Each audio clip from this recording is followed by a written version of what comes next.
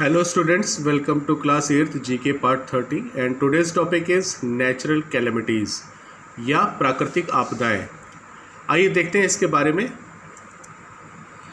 Volcanoes are thought to have played an important role in the emergence of life on Earth. Earthquakes signal the movement of Earth's tectonic plates which built mountains. However, these are also only two of the deadly natural disasters we are exposed to living on the earth. There are many such calamities which disturb life on earth from time to time. ज्वालामुखी के विषय में हम लोग जानते हैं ज्वालामुखी एक ऐसी चीज़ है जो हमारे जीवन को देने में इसका बहुत महत्वपूर्ण रोल रहा है। और साथ ही जो है अर्थक्वेक जो भूकंप है वो हमारे धरती की गति को दर्शाता है। साथ ही साथ ये हमारी जो टेक्टोनिक प्लेट्स हैं, जो नीचे धरती की जो प्लेट्स हैं, वो उसके ऊपर नीचे चढ़ने की वजह से ये जो बड़े बड़े पहाड़ देखने को मिलते हैं। बावजूद इसके हम जानते हैं कि ये दो सबसे महाशक्तिशाली ताकतें हैं जो प्रकृति की जो भयंकर तबाही इस पृथ्वी पर ला चुकी हैं। Let's see the description and know the name of the natural disaster. आइए देखें, पढ़ें उसके बारे में कि वो कौन कौन सी तबाहियाँ हैं इनके द्वारा। On November 8, 2013, this storm tore through the Philippines, claiming more than 6,000 lives and injuring 27,000.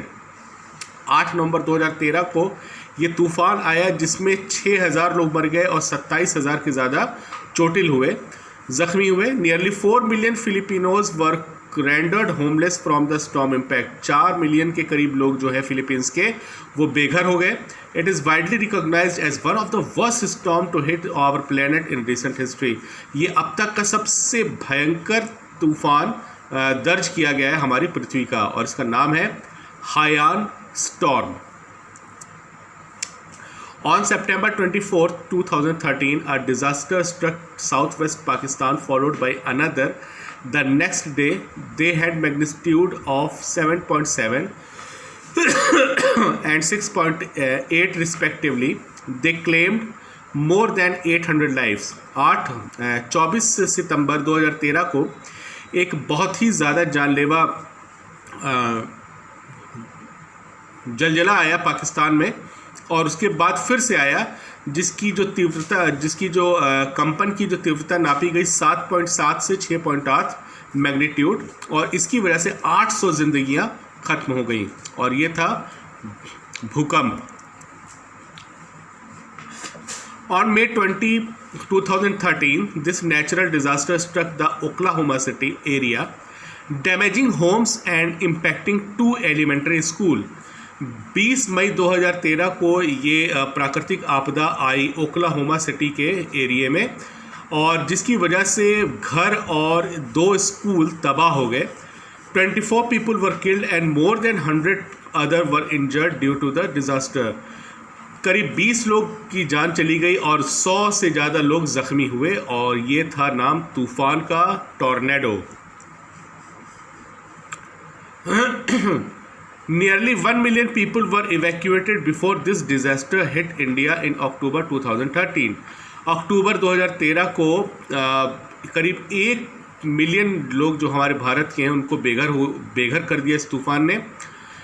It had packing winds of 155 miles per hour with gusts up to 190 miles per hour. इसमें हवा की जो गति है वो 155 से 190 मील प्रति घंटे की रफ्तार से चल रही थी। 27 people lost their life due to it. 27 लोगों ने अपनी जान चली गई उनकी इसमें और इसका नाम है phylline cyclone. In June 2013, a new studies revealed that this natural disaster in Africa between 1970s and 1990s were caused by pollution from the US.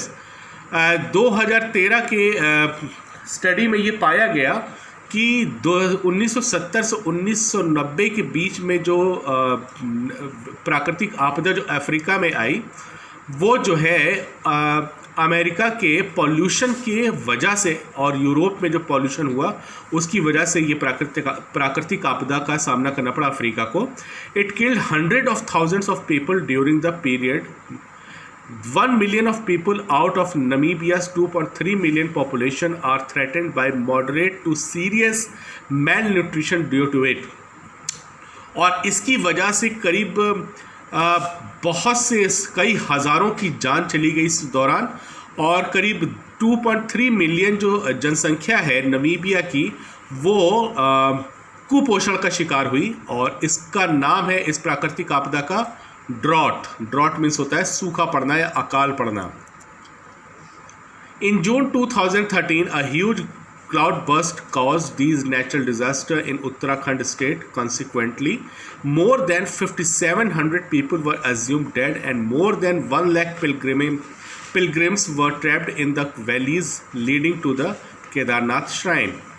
जून 2013 को एक बहुत भयंकर एक हादसा घटा उत्तराखंड में, जिसमें जो बादल फटा और उसकी वजह से, बादल फटने की वजह से करीब 5700 लोग जो है मारे गए और करीब 1 लाख से अधिक जो श्रद्धालु हैं वो वहाँ पे केदारनाथ के वहाँ पे फंसे रह गए।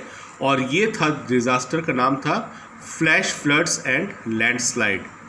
So that's all for today's study. I hope you all well understand. Thank you and have a nice day.